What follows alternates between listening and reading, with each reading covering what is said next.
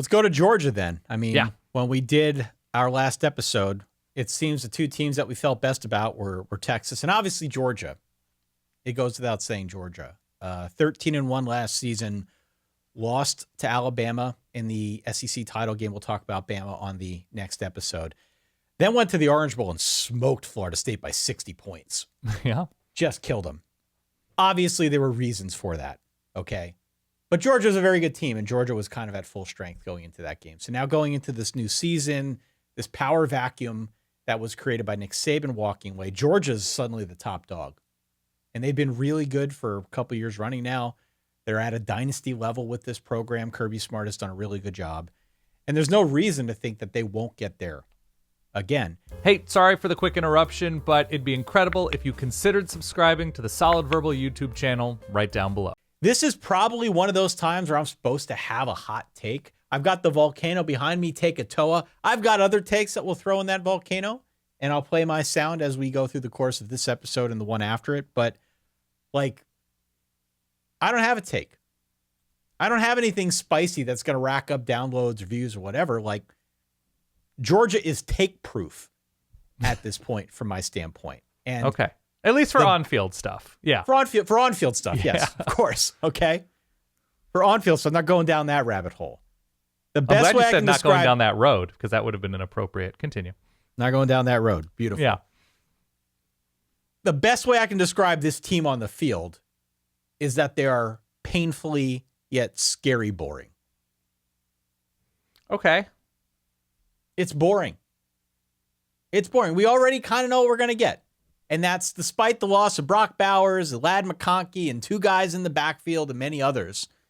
They're 29th nationally in returning production. So they lost a lot, but still rank very highly in terms of what they have coming back, which is something of a rarity, if I'm being honest with you here.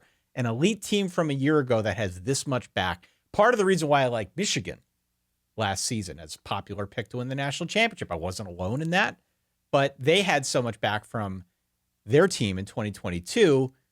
Obviously, there was a lot to like in 2023. They end up winning the national championship. Not to be cliche, but the same is true for Georgia as it was for Texas. Where does it start, Dan? It starts up front. Sure. And this is going to be maybe the fourth straight year where they've got an offensive line that's a finalist for the Joe Moore Award, which they give out to the best offensive line in the country. Yep. You can just you can just sort of work backwards from there, man. It's not that complicated. You got a Heisman caliber quarterback in Carson Beck. They bring over Trevor Etienne from Florida, going to run the rock. They've got a stable of running backs if it's not Trevor Etienne. Plenty of guys they could count on. The receiver room may be a bit weaker now with the dismissal of Ra Thomas due to his legal issues, but still Dominic Lovett and Dylan Bell and Colbie Young, who comes up from Miami. London Humphreys, who was, a big Vandy play guy from Vandy. He comes in. Oh, and Oscar Delp, by the way. All right, we're going to talk a lot about Brock Bowers is leaving. He was maybe one of the better tight ends in the history of the game. Oscar Delp is pretty good. He was good in relief effort when he had to step in for Brock Bowers on a full-time basis here and there last season. Now he's going to be the dude. Yeah. Ra Thomas suspended indefinitely was the last thing I saw. Off the team. He's gone. He's off the team. Yeah. Oh, okay. I'm just listing off names here. That's not the point of this, but Right. it kind of is the point of it, right? Like, if you have been following this team or this show or this damn sport for the last handful of years, most of the names are just rattled off. Not a whole lot of unknown quantities. And it's kind of the same deal on defense, too. Loaded up front with Mikael Williams, who might be a first-round draft pick, will be a first-round draft pick. Nazir Stackhouse. There's a ton of experience in the linebacking core, high-level talent behind them on the depth chart. If anything's weak, I guess it's the secondary, but I'm really reaching here. I'm really splitting hairs. Georgia's weak spots. Yeah. Georgia's weak spots would be many other teams' strengths. Of course. And that goes without saying. So, again, I wish I had something spicier for you, but I don't. Well, it's the schedule. I think it's not a weak spot per se, because everybody that they play is more terrified of Georgia than Georgia is of it. But I think, again, if you have the schedule in front of you, it's like maybe the most difficult first 5 weeks of defense that a team might play in the country. Again, if you're like an average, your replacement level team, there's no team that I think has a more difficult. Is it for the first 5 weeks? It's Clemson, Kentucky. Who else is on there? Bama. Clemson, Kentucky, Alabama, Auburn are the big ins, and then as you get into week 6, week 7, on the road at Texas, that's on October the 19th. That's obviously going to be the marquee matchup of the weekend. So defense, not really in short supply through the first half of the Georgia schedule. And it is a more difficult schedule than we saw last year, than we saw the year prior. It certainly is. I think many of these teams that are on this thing have upped their game.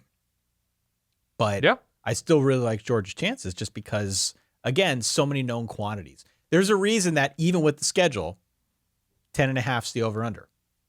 Right. I don't think I'd take the bet, honestly. I don't think I would. I love Georgia. I think Georgia's winning the SEC. But I'm not taking that bet. It's not because I think they're overrated. It's because there are some tough runs here. That neutral sider against Clemson in week 1. Weird things happen in week 1. Yeah. At Bama, you could talk more about Bama on the next episode. Still a lot of talent there. At Texas, at Ole Miss, anytime you go on the road in this conference, strange things can happen. By the way, that Ole Miss game is a week after the Florida rivalry and a week before a home game against Tennessee. Talk about more beef on the schedule. They've got Auburn at home a week after the Bama game. Yeah, and Auburn gave them a lot of trouble last year, yeah. So I think despite the fact that I really like Georgia to win this conference, to get back to that SEC title game, I think there's a good chance Georgia drops one of these and they end up 11-1. They still could hit that over. I don't know if they're losing 2 games, but I think there's a really high likelihood that they end up losing one of them along the way. They still end up in the SEC title game. I still think they win it. Obviously, they go to the playoff, maybe with a first-round bye. But the conference is harder, and this schedule is harder. Right. So who's doing... I'm putting you on the spot here. Yeah. Who's doing like the SEC on ABC? Who is the main voice of that? Like the big game of the week? Is it Joe Tess? I'm assuming it's going to be Joe Tess. I don't know. Okay. My question is this. Is there a chance, like come week 4, week 5, whatever, that whoever is calling Georgia a few weeks into the year is going to mention that you can tell the Georgia offense for the first time in quite some time really does miss Brock Bowers and Ladd McConkey because of the safety valve and almost like how not underrated because they've gotten a ton of attention, and that we just assume that because Georgia recruits this well, because they've hit the portal as well as they have, that they'll figure it out, which I think is a totally fair assumption. You don't get to be this good this often without figuring it out. But that was the mainstay over 2 different quarterbacks, 3 different seasons in which they were excellent consecutively, that even with Brock Bowers' injury last year, it was one of your favorite kinds of injuries. What did they call it? The procedure? The old tightrope, yeah. The tightrope, yeah. That, and Ladd McConkey was injured as well, and they had like 90-something catches between them last year. It was like 120 the year before. That the successful Georgia offense, as much as they leaned on power rushing and bruising teams up, that so much of the explosivity of this offense ran through Brock Bowers and Ladd McConkey, and that they're underrated, but that we're perhaps underrating their departures. Well, look, and they were mainstays. They were a big part of that offense, but to the point, they were both hurt. And Georgia they were both dealing with a bunch. Yeah, they needed to figure out how to win without those guys, and they did. More often than not, they absolutely did. I think the guys that they're backfilling with are fine. I don't know if anyone's Brock Bowers, but Oscar Delp was really good in a relief effort.